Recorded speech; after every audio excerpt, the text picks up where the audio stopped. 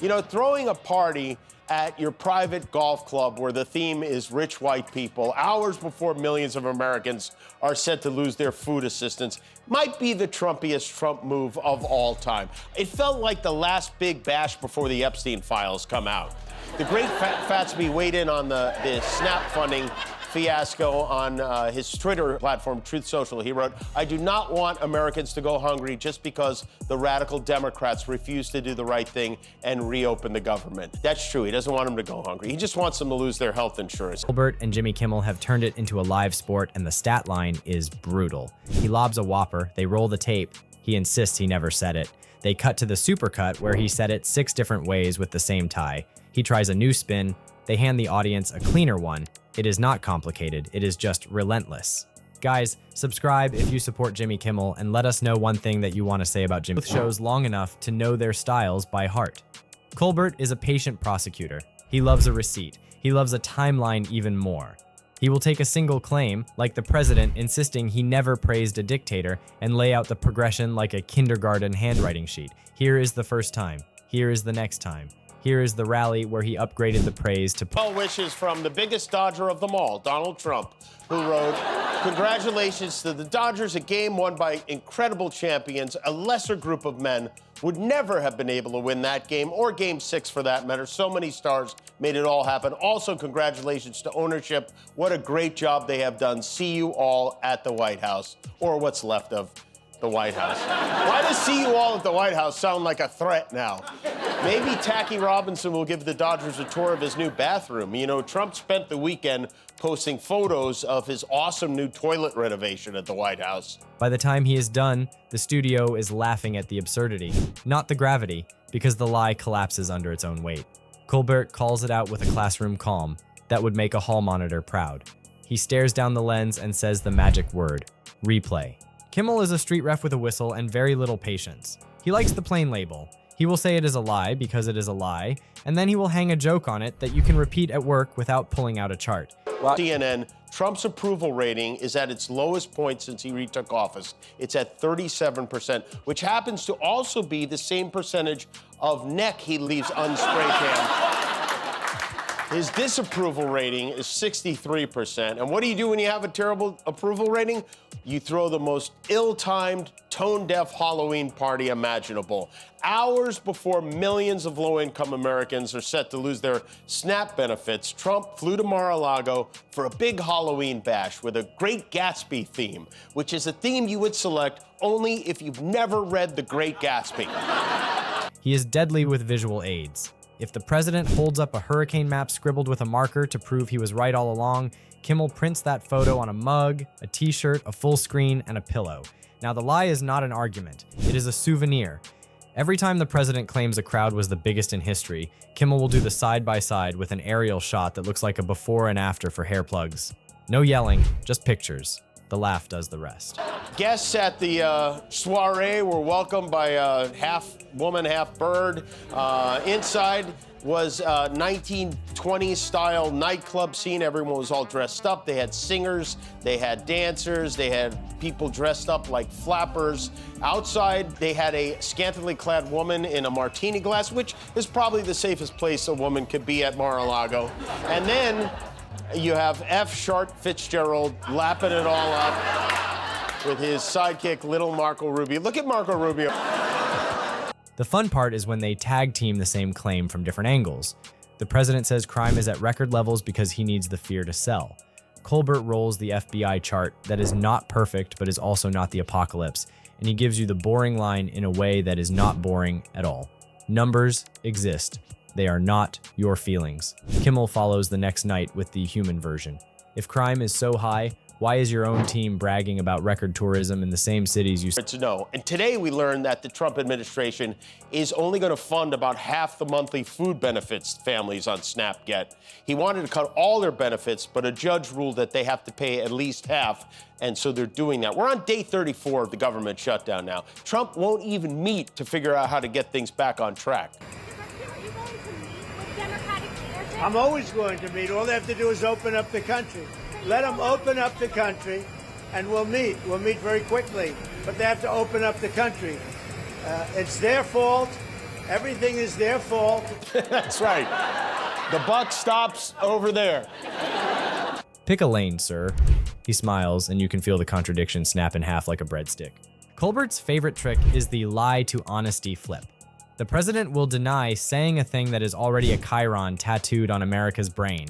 Colbert plays the denial, then plays the original clip, then pauses for the audience to gasp, then plays a montage of 3 more clips that say the same thing with different hand gestures. It is live, but it feels like a courtroom exhibit. Is on the Democrats. We are now approaching the longest shutdown in American history. Democrats' fault.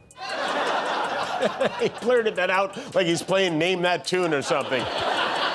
Many were surprised to see Darth Renovator on 60 Minutes.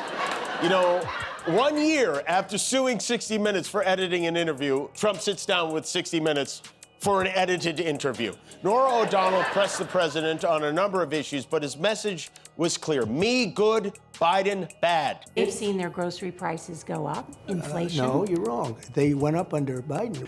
This was because of Biden. We've accepted all of these people because of Biden's open border policy. I put tariffs on China, but Biden let it lapse. What Biden did to our country should never, ever be forgotten. That was Joe Biden's war, not my war. We have no inflation. Biden had inflation and he didn't have tariffs. Look what happened to our country by having Biden as the president. Our country went to hell. Yes, it did. And you were the Uber driver who brought us there. He gives each lie a number. He timestamps it. He gives it a cute nickname so you never confuse it with the 20 other versions. By the time he gets to the punchline, the laugh comes with a little relief because someone finally did the homework. Kimmel's meanest tool is the on-street mirror. Lie witness news has existed forever, but it hits differently when the president lies constantly. He will ask people about an event that never happened and watch how fast the story grows wings. It's only a matter of time before he blames Joe Biden for Don Jr. Trump has spent months saying Biden didn't know what pardons he was signing, and then tells 60 Minutes he has no idea who this crypto tycoon he signed a pardon for is. He says, I don't know anything about the guy, other than the fact that he helped funnel millions of dollars to his stupid sons. He pardoned someone he says he knows nothing about, someone who made his family money, and people are okay with this. Everything he says is the opposite of true. Comey's known as a dirty cop. I'm not known as a dirty person. Tell that to the spray tan stains on the White House pillows.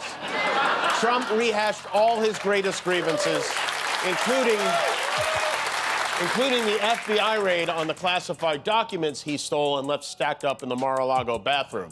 They were horrible human beings. They went after the President of the United States. They went after my children. They went into my wife's drawers.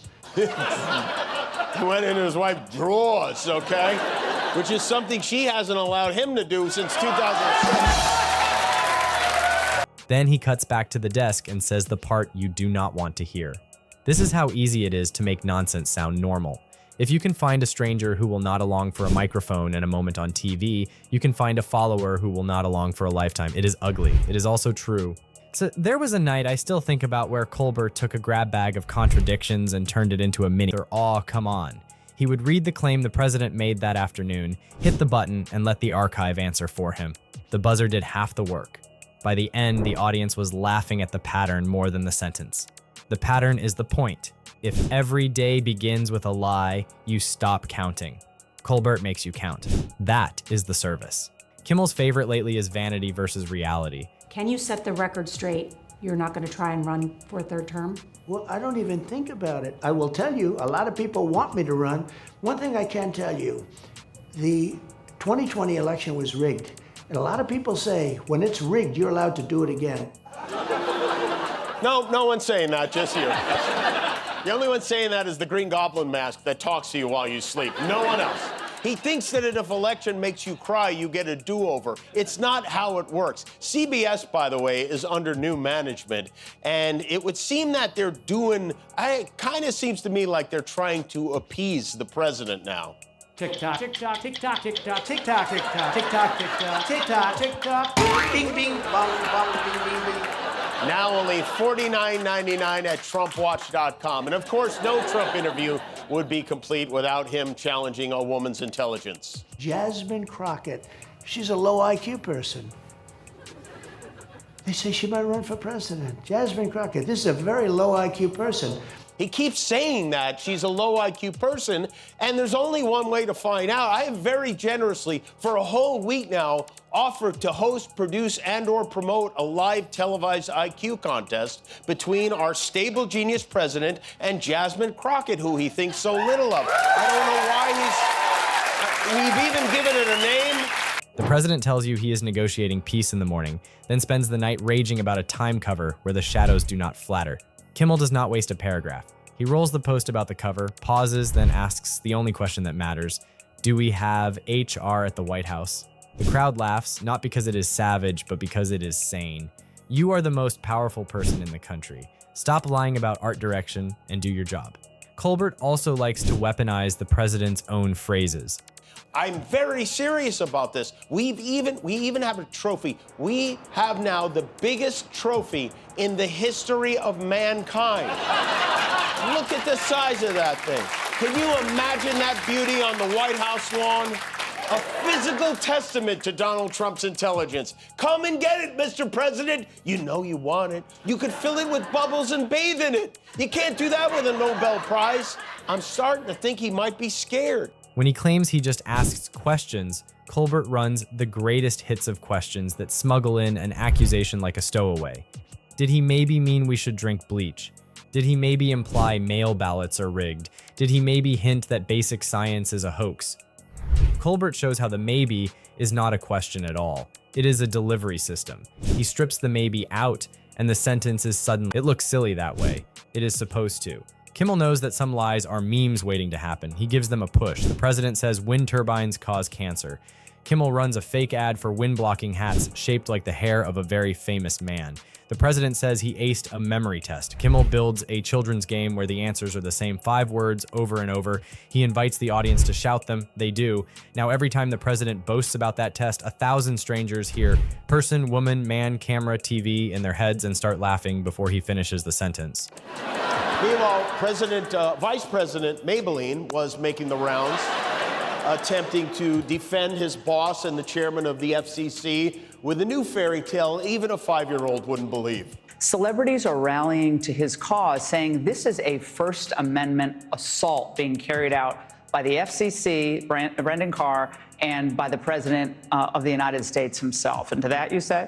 Well, there are 2 things. First of all, I'd like them to tell me exactly what Brendan Carr did to have Jimmy Kimmel taken off the air, because number 1, he is currently on the air, and to the extent that he isn't in certain stations, it's because he's not funny and because his ratings aren't very good.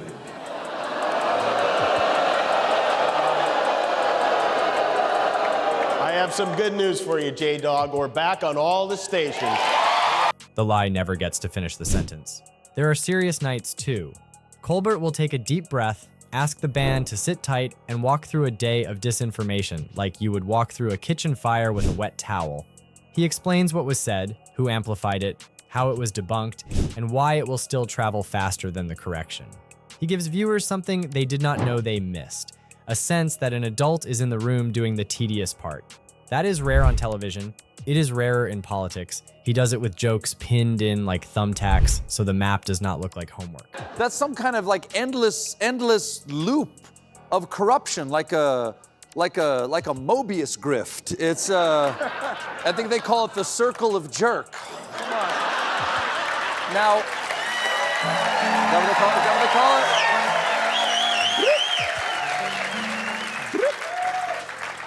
And keep in mind, he may say he's suing himself, but he's not cutting the check. The $230 million would ultimately come from taxpayers. So everyone but him. Tell me your favorite takedown in the comments. Was it the marker on the weather map, the crowd size aerials, the bleach correction, the memory test chant? I want the line that stuck in your head long after the credits rolled so we can cut the cleanest reel next time. And if you are watching on YouTube, please subscribe to America Facticity for more breaking news.